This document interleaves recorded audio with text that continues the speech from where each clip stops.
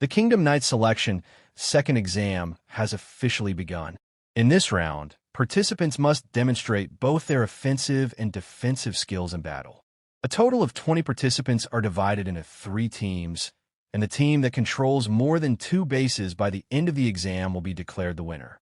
To win this exam, our MC decides to take a huge risk. He plans to stake his team's flag inside enemy territory.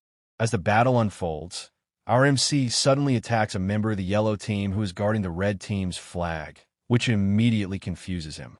But then, the truth is revealed. The yellow team and the red team have formed an alliance, led by the son of House Nolan. Our MC scoffs at the idea. Even in an alliance, only one team can ultimately pass the exam. The yellow-haired guy then reveals his decision. He's chosen to let the main house win. He further adds that his teammates, along with Elmheim, are heading toward our MC's base. Hearing this, a drop of sweat rolls down our MC's face. This is bad. If he fights here, Smits and the others back at base will be in serious danger. Without wasting another second, the yellow-haired guy launches an attack. But our MC easily blocks it with his sword. However, something feels off. At the point of impact, his sword cracks.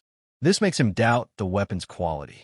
Could it be that the examiners deliberately gave him a defective sword? Before he can think further, the yellow-haired guy attacks again, telling him to focus on the duel. He admits he never liked Elmheim, or our MC.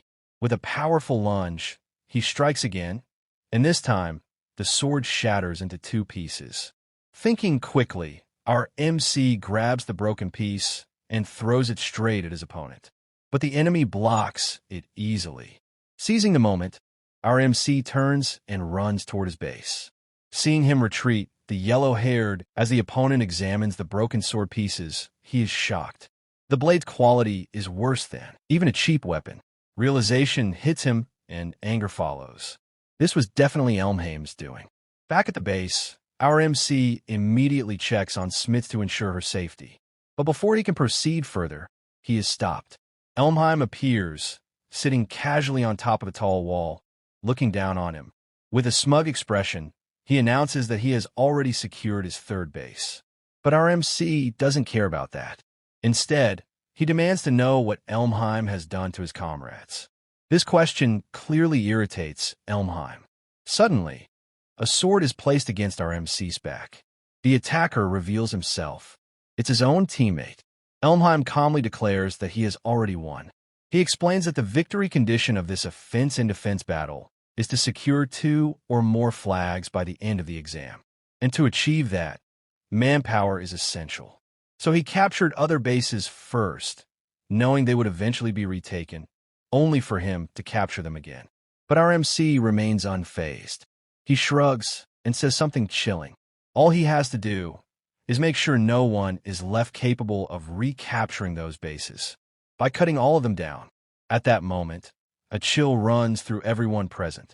Elmheim mocks him, calling it nothing more than a bluff. After all, his sword is already destroyed. Without a weapon, even someone with 7 wings is no different from the wingless. But our MC, like an absolute Chad, slowly unsheathes what remains of his broken sword and throws it onto the ground.